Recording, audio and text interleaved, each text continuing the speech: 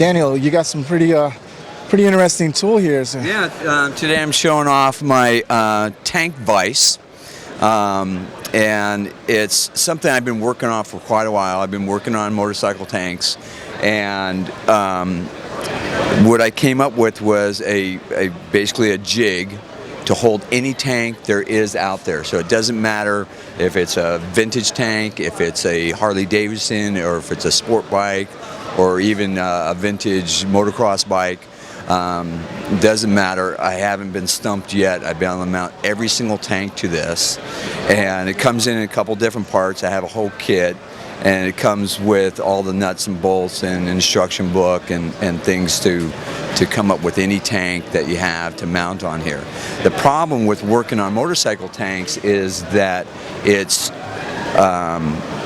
thicker metal, so it's harder to work on, and but when you mount it on the Dent vise and it's bolted to the ground, it's so much easier to take a dent out of a tank. It's amazing how easy it is once you have it mounted. Well, I'll contest to that too. I mean, I'll agree 100% because you do a lot of tanks. I do a lot of tanks myself, and when I put when I'm trying to do a tank on the bike, I have a hard time getting around. The handlebars could be in the way. Yeah. I don't have the leverage. You can't get your light reflected off of the front of the bike. Now, we were mentioning something important the other day. I said sometimes I have a hard time with these Harley tanks that they can be really thick, and I can't find my tool because it's moving just enough where I really can't see that little bit of a push on my tool. And you were explaining something. Yeah, that's a big problem. The thing is, when the tank doesn't move and you've got a nice stout tool, it's much easier to find the tool and find your tip. And that's the key. Once you find your reference point, then it's a lot easier to work from that point. Right. And that's the key, is having it sturdily mounted on something, and you're not fighting the gas. You get the gas out.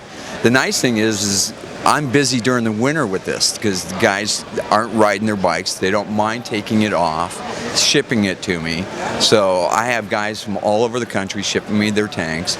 And if you got a tank the guys spent $2,000 on for a paint job, he can't just go out and get that repainted. Right. So that's a big thing too.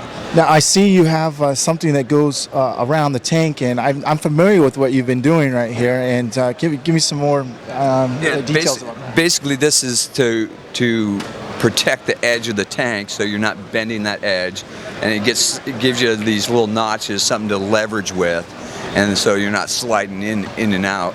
But it protects that edge. I also have this one here for the round hole, and that protects the paint in the I see. That could go like around one. It can go anywhere around the cylinder of the tank, right? The opening. Right.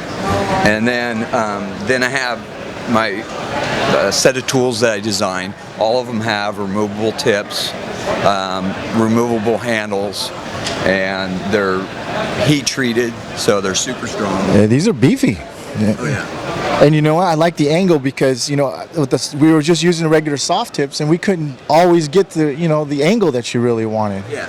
And I have they're all extreme angles, because when you're working on a tank, especially if you're working in just the hole, you need some extreme angles. And I wasn't finding anything out there, so I came up with my own set.